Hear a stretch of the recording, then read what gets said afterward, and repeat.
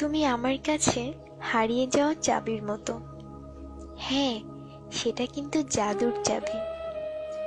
মনের ভেতরের দরজাটা তুমি নির্দয়ের মতো বন্ধ করে রেখেছ। খুব হাসতে ইচ্ছা করে।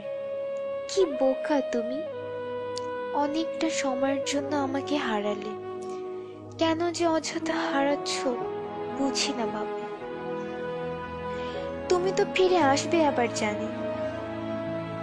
আচ্ছা, তুমি যখন খাবার খেতে বসো তখন হাতের ডান পাশে চেয়ারটার দিকে কি তাকাও না? শুনে রাখো, চেয়ারটা কিন্তু আমারই, ঠিক আগের মতো। কাউকে বসতে দিও না। আচ্ছা, এখন আমার মতো কেউ তোমাকে শাসন করে? বকে, মারে না? আমি জানি একদিন তুমি ঠিক ফিরে আসবে। অনেক কিছু অনেক সময় মনে পড়ে যায়, ভালো লাগে না। প্রথম দিক যখন প্রেম করতাম তোমাকে বুঝতে দেইনি তোমাকে কত ভালোবাসি। তখন তুমি মিরপুর 1 নম্বরে আড়ঙের উপর 7/8 এর ফ্ল্যাটটি ভাড়া করে থাকতে। আমি যখন যেতাম তুমি তখন ওপর দিয়ে তাকিয়ে অস্থির হয়ে যেতে আমাকে দেখার জন্য। ভেবেছিলাম এই অস্থিরতা হয়তো একদিন থাকবে না, কিন্তু তুমি আমাকে ভুল প্রমাণ করে গেছো। দিন দিন মনে হতে লাগলো ভালোবাসা কি কমার জিনিস? এ তো শুধু বেড়েই চলে। প্রতিটা মুহূর্তে তোমাকে কাছ থেকে ভালোবাসার মানে বুঝেছি। তুমি আমাকে বুঝিয়েছো ভালোবাসাটা কি। ছোটবেলা থেকে নোংরা কিছু দেখতেই পারতাম না।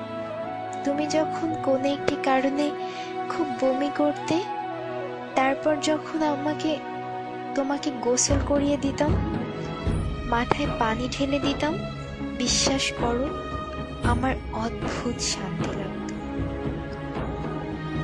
যখন আমি রাগ করতাম তুমি ক্লান্ত হয়ে শক্ত করে জড়িয়ে ধরে বলতে, কোথায় যাব আমাকে রেখে? এগুলো আমার মায়া জন্মাতো তোমার জন্য। চোখের সামনে ছবির মতো ভাসে। আমি তোমার চোখে আমাকে হারানোর ভয় পেতে দেখেছি, একবার নয় অনেকবার। তা কি মিথ্যা হতে পারে? আমি বিশ্বাস করতে চাই না। তুমি তোমার জীবনে যাই করো না কেন আমি তোমার অপেক্ষায় থাকব। আমার জাদুর চাবিটা ঠিকই একদিন পাবো। একদিন ঘুম থেকে উঠে দেখব বালিশের কাছে খুব সুন্দর করে রাখা আছে। তখন বন্ধ মনের দরজা আবার খুলব, আবার ভালোবাসাগুলোকে সাজাবো। সেটা শেষ জীবন হলেও দুঃখ নেই, সত্যিই কোনো দুঃখ নেই।